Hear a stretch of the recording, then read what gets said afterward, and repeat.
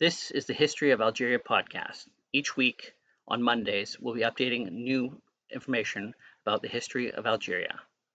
This is an Eat to My Own Beat podcast.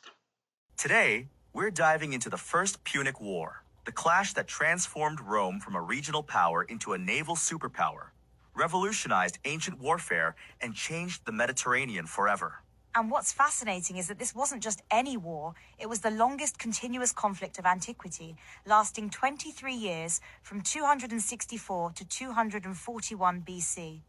23 years? That's almost a generation of constant warfare. Exactly. And it pitted the two greatest powers of the Western Mediterranean against each other, Rome and Carthage. Carthage was this wealthy maritime empire that dominated Mediterranean trade routes. So Carthage was basically the naval superpower of its time? Absolutely. They had this incredible mercantile power built on trade, which generated enough wealth to employ vast mercenary armies. By the 3rd century BC, they controlled southern Spain, Sardinia, Corsica, and western Sicily. And then Rome shows up to challenge them. But what actually sparked this massive conflict? Well, it all started in Sicily, specifically in the city of Messina. In 264 BC, a dispute broke out between Messina and Syracuse, another powerful city on the island. Go on. The Carthaginians intervened in this dispute, which prompted Rome to respond. It was essentially a power play for control over Sicily. But here's what I find fascinating. Rome wasn't even a naval power at this point, right? Not at all. And this is where it gets really interesting. Rome had to basically build a navy from scratch. They constructed 330 ships in a remarkably short time. That's incredible. But building ships is one thing. How did they learn to fight naval battles? This is where Roman innovation comes in. They invented something called the corvus, a boarding bridge that could be dropped onto enemy ships. Wait, what? They turned naval battles into land battles? Exactly. The corvus had hooks that would grab onto the enemy ship, allowing Roman soldiers to board and fight hand to hand, the kind of fighting they excelled at. That's brilliant. They basically said, if we can't beat them at sea, we'll bring the land to the sea. And it worked remarkably well. The Romans started winning naval battles against the supposedly superior Carthaginian fleet. But it wasn't all smooth sailing, was it? Far from it. One of the most devastating losses came when a storm destroyed a Roman fleet returning from Africa, with over 100,000 men lost. 100,000 men in a single storm? That's staggering. Yes, and what's remarkable is how Rome responded. They immediately built 220 new ships to replace their losses. The determination is incredible. But let's talk about some of the major battles. What were the turning points?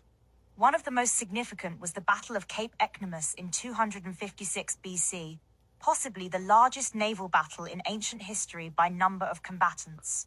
And how did that battle go? The Romans won decisively, which allowed them to launch an invasion of Carthaginian North Africa. So they took the fight to Carthage's home territory? Yes, and initially it went so well that Carthage sued for peace in 255 BC. But the war didn't end then, did it? No, because Rome's terms were so harsh that Carthage decided to fight on rather than accept them. And that decision led to more years of warfare.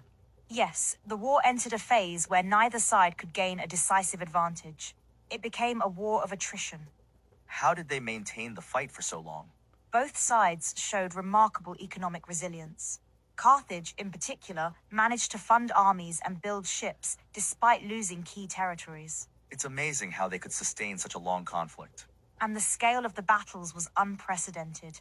The Romans captured and lost cities, built and lost entire fleets. Speaking of fleets, didn't they lose another 150 ships to a storm at one point? Yes, in 253 BC.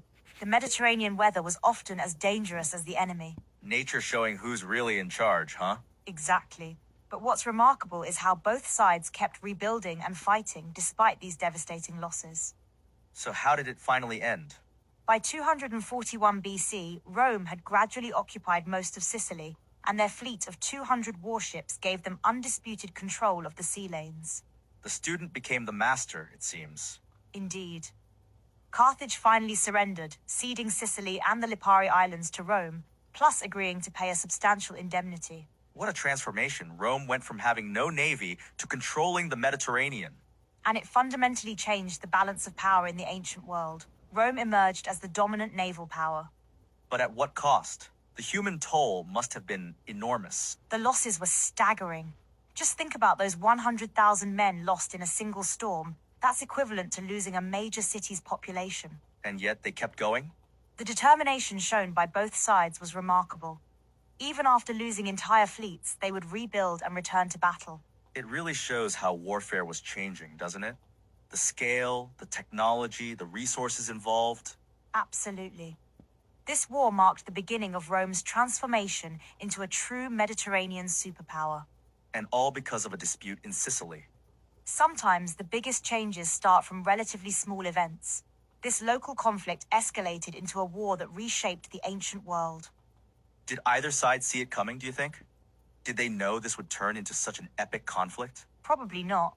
Carthage likely saw it as just another regional dispute to manage. They couldn't have predicted Rome's extraordinary naval development. It's fascinating how innovation can change everything. The Corvus basically rewrote the rules of naval warfare. And it shows how sometimes the most effective solutions are the simplest, turning a weakness into a strength. Like turning a naval battle into a land battle.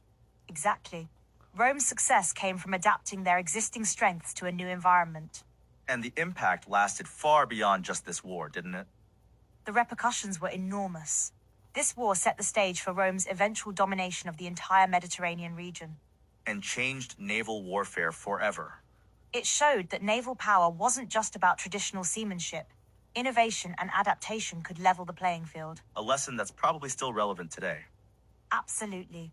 The principles of adaptation, innovation, and persistence in the face of setbacks are timeless.